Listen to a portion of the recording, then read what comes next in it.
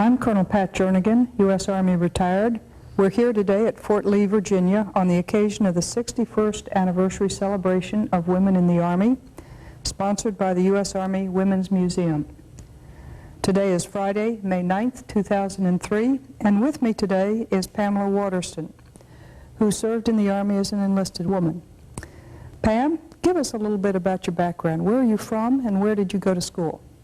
I'm originally from upstate New York, a small town called North Creek. I went to Johnsburg Central School. What were some of your favorite activities in high school? Sports. Okay. What sports were your favorite? Basketball. I love basketball. Do you follow basketball pretty closely? Yes. I'm kind of keeping track of the NBA finals right now. Good. How did you first become aware of women in the military? I've always known about women in the military. I have a more or less a family history. And what's that? My mom was in the Marine Corps. My aunts were in the Marine Corps. My uncles, my father was in the Army. My oldest brother retired Air Force. I have another brother who was in the National Guard. I guess you can say I followed in my family footsteps. Great. Tell us a little bit about your mother's military service. Well, it's funny because when she talks about her service, it's totally different than what mine was. She told me that her training consisted of learning how to be a lady, or properly put makeup on, and she didn't get down and dirty like I did when I went through basic. And what service was she in? She was in the Marine Corps. When was this about? In Korea. She's a Korea era vet. Okay. And did she stay in very long? She was in just one tour. She joined, her and her sisters went in. The poster sign that she saw was free man to fight or something like that. Okay. So she went in to take over a job so the men can go fight the war. One of her sisters was able to stay and serve. The other one, unfortunately, they found out she had asthma, and she was booted out of basic training before she could complete it. But it's in her heart. So. How did you become interested in the service? Well, at high school, at the beginning I wasn't really interested in the military. I've always wanted to be a police officer or do something in law enforcement. And so I picked a community college in upstate New York, and went for a year and hated it. I didn't like living in a dorm. I didn't like sitting in a classroom learning about the job. I wanted like on-the-job training. I wanted to go out and do it. And I just didn't want to continue college. And my mom suggested, well, look into the military. That'll teach you, or you'll learn discipline, structure. Maybe you can become an MP. And that'll give you your law enforcement training, and it'll be on the job. So I went and talked to a recruiter. Unfortunately, my father's not an American citizen. He's Canadian. Oh, I see. And they informed me that I could not pass or get top security clearances. Therefore, becoming an MP wouldn't work, because you have to be able to advance, and I wouldn't be able to advance, which was kind of disappointing, especially because my father served in the United States Army, and he worked at the Pentagon. Oh my. But I was not allowed to get any security clearances because he was not an American citizen. So go figure. Yeah. But I was still interested in going in the military. I decided to go in the field, 88 Hotel, which is a cargo specialist. I learned how to operate cranes and forklifts, how to load, unload trains, planes, ships, anything that needed to be loaded or unloaded. That's what we were trained to do. Now, was this heavy equipment as opposed to just something you might see in the supermarket? Yes, 5,000, 10,000, 50,000 pound rough terrain forklifts, 50-ton cranes that you see on top of the ships. We learned how to use. It was fun. I call them my Tonka toys. And where did you take your basic training? My basic training was at Fort Dix, New Jersey. Was that an option? Could you choose? No, that was where basic training was held. Was your basic training in an all-woman environment, or was it mixed? It was all women. We did not have mixed training. But we did do the same tasks and we did have the same training as the men. We were not excluded from weapons qualification, grenade training. We got down and dirty just like the men did. What did your mother think of all of this? Well, she was very supportive. She knew that times had changed. I grew up around weapons. My father and my brothers are avid hunters and stuff, so I was not unfamiliar with weapons. So it didn't scare me, and it more or less didn't scare Mom, because she knew that I knew how to handle weapons. It was a change for her because of how she went through basic, but she knew times have changed. So what would your normal duty uniform be? Battle dress uniform, BDUs, fatigues. If we had to go somewhere important, we wore our dress greens. But most of the time it was our fatigues. Now, did you do both basic combat training at Fort Dix and your heavy equipment training? No, my heavy equipment training was at Fort Eustis, Virginia. I see. And what is Fort Eustis? Fort Eustis is a transportation school, and there's also duty units there. Yeah, okay. What did you do after your training? I was stationed at Fort Story, Virginia, which is like the sister base of Fort Eustis. Did, your daily training on the equipment. I wasn't there very long before Operation Desert Shield came about, and we were activated to deploy for that.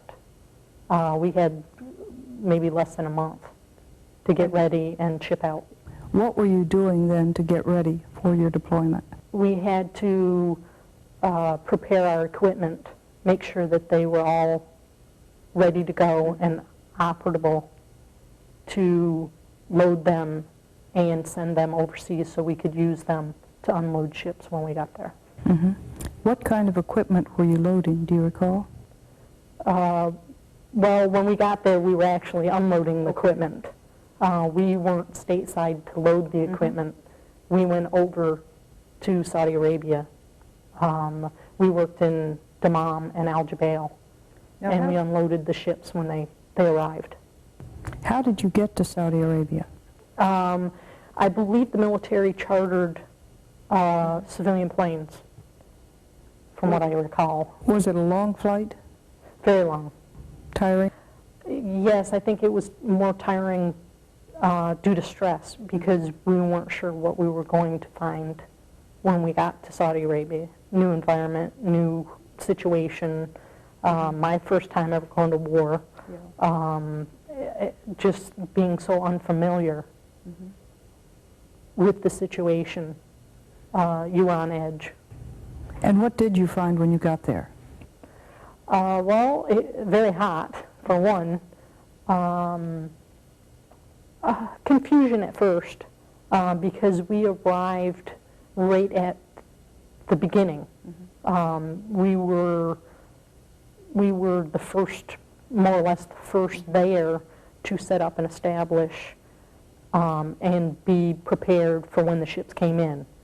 The ships didn't come in for a couple of months or something, but it allowed us time to set up. So when the ships did come in, we could knock it out and unload them. What kind of cargo did you typically handle? We unloaded tanks, all sorts of different things. We were not allowed to unload the helicopters, though. There was a special group. I'm not sure if it was the pilots themselves or whatever, but due to the cost of what the helicopters, the expense and they're easy to break. We were not allowed to unload them. But we unloaded ammo, we unloaded a whole bunch of different things, variety. Yeah. Would most things be in containers, or were you actually unloading items? Well, there's two types of ships that we unloaded. There's ro-ros, which are roll-on, roll-off. The tanks and the jeeps and stuff, we drove off the ships. And then there's lolos, which are load-on, load-off, which we operated the cranes that were on the ships to bring them up out of the holes of the ship and unloaded them on the pier. What was your duty day like? They were 12-hour shifts, very long. We had a lull at the beginning because we were waiting for the ships, but as soon as the ships started coming in, it was just knocking things out and busy, busy, busy. What were the accommodations like? What were your billets like?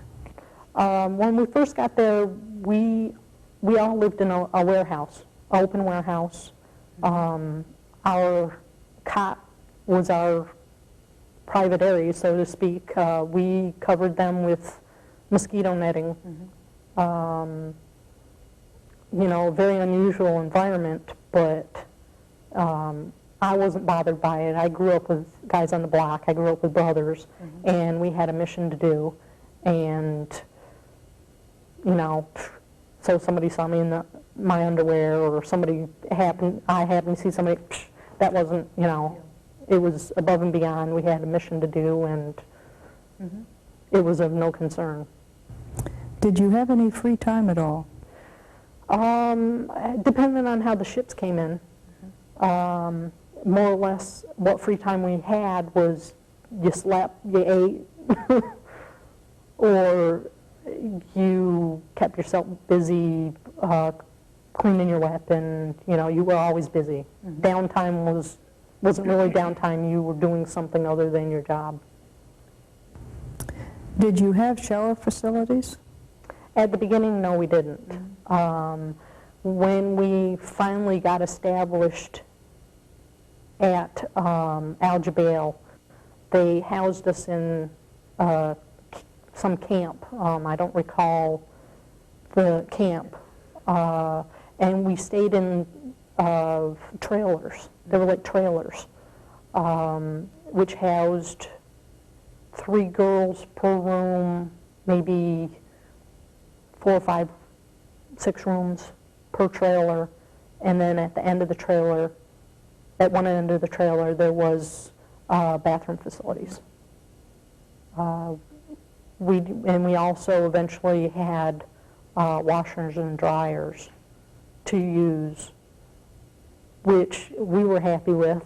You still had those who had it better than us, Of course. and you had those that had it worse than us, who were out in the dust in the desert and weren't allowed to have any of that stuff, or that stuff wasn't available. So I'd say we were lucky in one aspect, but, you know, we're still over there with everybody else. And we had a mission to do, and our job just happened to land us in a spot where we were able to get those, what we called luxuries. Did you have any problems with mail? Did you find that the mail came in fairly regularly? No. In a way, you hoped for mail, but at the same time, you knew because of the war that it might take some time for the mail to get there. We did get some care packages from different people that helped out greatly. We got toiletries and pens and paper and stuff like that. It depended on what was going on. Were you assigned to other places while you were over there?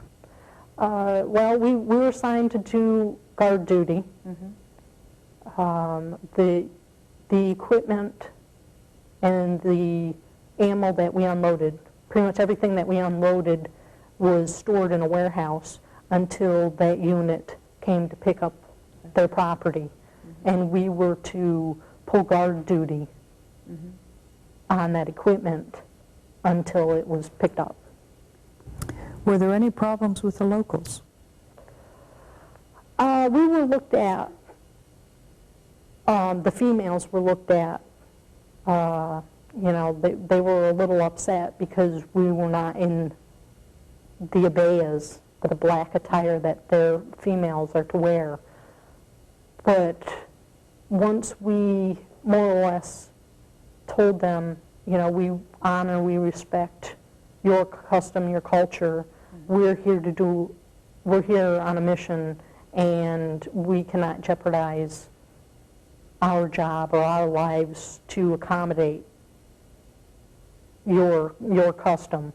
We don't dishonor you, we don't, but in order for us to do our job, we can't abide by what you are asking us to wear. But it wasn't as much of a problem during the beginning of the war as it was down the road. I see. Did you have any chance to meet any of the local people?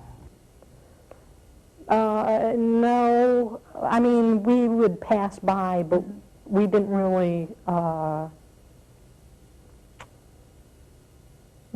stop and chat. You know, we kind of, you know, we were there for a reason, and we just didn't want to dishonor. We didn't want to, so we kind of kept to ourselves, and they kept to themselves. We did work along with some of the Saudi soldiers. They guarded their port. And I was able to meet one of the Saudi soldiers, and we exchanged patches and stuff. But other than that. Yeah. Were there special restrictions on women serving in Saudi Arabia? They wanted there to be. As far as myself, I didn't have any problem with, it was more or less a, you know, okay, they want your elbows to be covered and stuff, and we wore long sleeves to more or less go along with some of their requirements. But it wasn't really a problem at the time. Okay. Were the men able to take their BDU blouses off? Yes. But the women could not?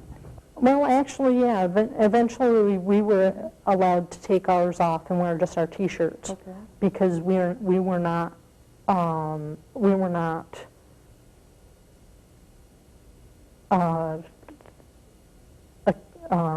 can't think of the word. It was so hot over there. We were not used to the temperature and the heat, and instead of us passing out of heat exhaustion and stuff, they did allow us, at least at our work site, or if we were in our camp. But we didn't if we went outside of those areas, we didn't purposely take our jackets off. Okay. Did you have to continue your physical fitness training while you were overseas? No. Well, we did PT, but it was just, and that was before the war. Once the war started, it was stopped. Okay. Were you assigned to any other places other than the Al-Jabai port area? Al-Jabai. Well, I did go up into Kuwait. We had to clear the port up there for ships to eventually come in and stuff like that. I saw some pretty nasty stuff from the war, and things that people who saw on TV can get an idea of, but wouldn't really understand. You had to be there? You had to be there to really grip it. And like the oil fires, they showed the oil fires on TV, but you had to be there to really grasp the destruction. Can you describe it for us a little bit? It was like where you could turn around in a circle, and all you saw was oil fires burning. The sky was black, gray, overcast looking every day. And it was just unreal. And the destruction to the wildlife and the land, just, you almost lost for words because of how we could do something like that, as people. And during this time, were you working at the port, at a different port? We were still at Al-Jabai, but we were allowed to go into our buses. I see. We were taken from our camp to the port in a bus. And, we were allowed to drive around and see different things. Okay, so this was really more a familiarization visit? Yes. But, during the war, it was, you were at the camp or you were at the port working. Yeah. What happened after the war ended? Well, my unit still stayed there. My ETS date, my date to get out of the military, approached, and I decided not to re-enlist. And because of that, and they said the war was over, they shipped me back by myself. I see. My unit stayed behind because their job was not, they had to stay there to load up equipment to send back, which, for a time I did also. I saw the enemy tanks. We loaded the enemy tanks. We loaded enemy equipment. We loaded a lot of things that you'd be surprised that we loaded. It's like, okay, is this safe for us to load because of where it was at? Even our own equipment, being up in the front lines, and the things that it could have been exposed to that we aren't aware of. And they're like, yeah, it goes through different procedures and steps and cleaning stations before it gets to us. I see. You all then did not actually clean it? No, it was supposedly cleaned before we got it to load into the ships. But I was sent back by myself and attached to a unit that never went, was never activated to go over. And I was kind of disappointed in the treatment that I got. I can kind of relate to the Vietnam veterans in not having a welcome home, good job, well done. The unit that I was attached to was more interested in getting me out. I was a foreigner to them because I was not one of their unit soldiers. And they just speed demoned me through out processing, and I never got a out processing physical, nothing like that. When I did return and get out, I went right into the reserves. And And what did you do in the reserves? In the reserves, I retrained my job to be a carpentry and masonry instructor out at Fort Leonard Wood. Is that something you had some experience in at home? Odd jobs through high school. I had done some masonry work. I was a laborer, so I had kind of an idea of what, some knowledge. But where I'm from, the small town that I'm from, it was limited on what reserve units were available in the area that allowed females.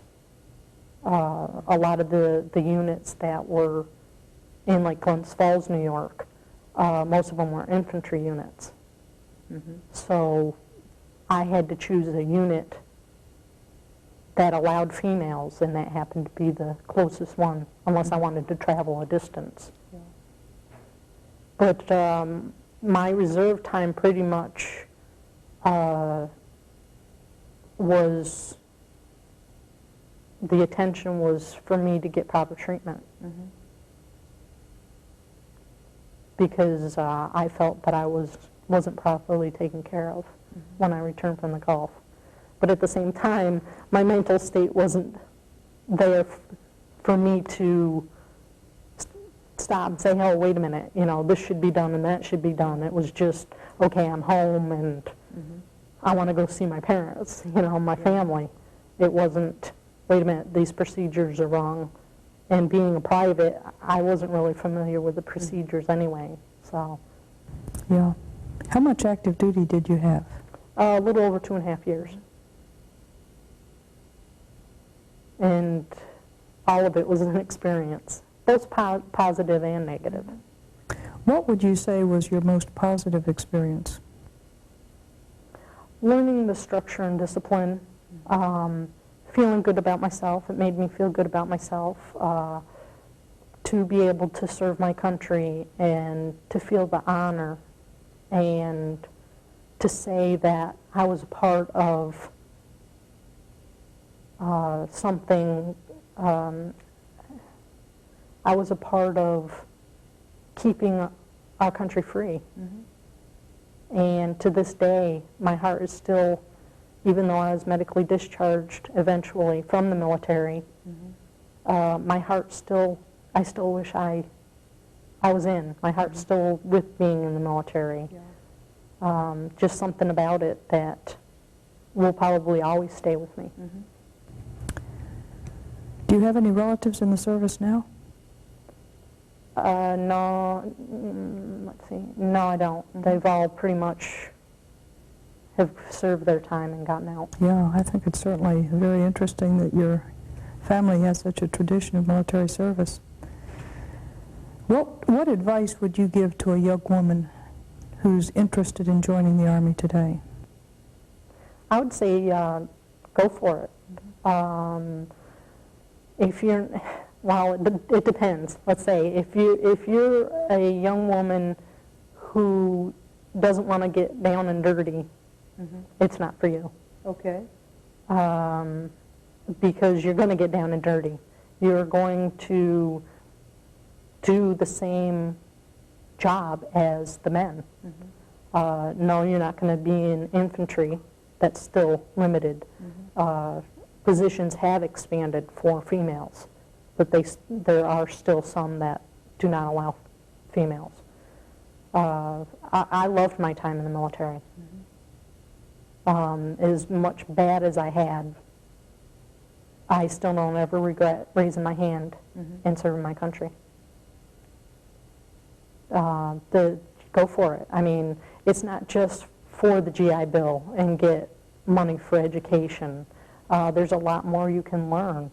Like I said, there's structure, there's discipline, you learn a skill.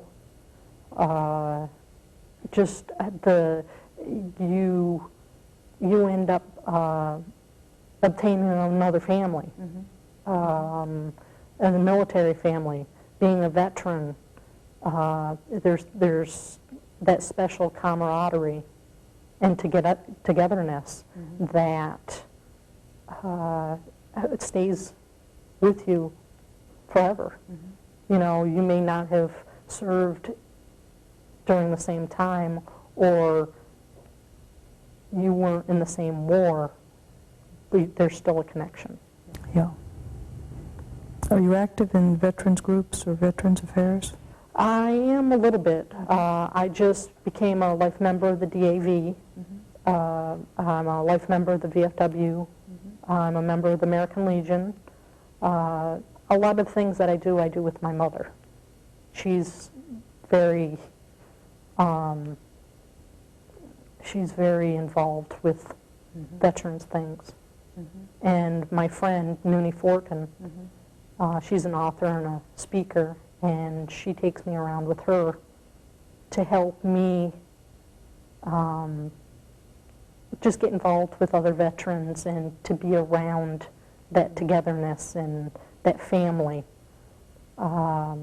So I am, but I'm not. You know, I'm kind of shy and kind of more, I like more behind the scenes type stuff. I don't like the forefront.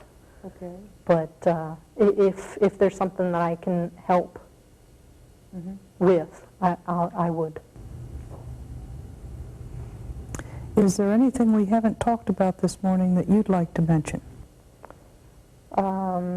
Well, I just want to thank those before me who served and gave me my freedom. And I want to thank those future soldiers for their service to keep the freedom that we have going. Okay. Thank you very much. You're welcome.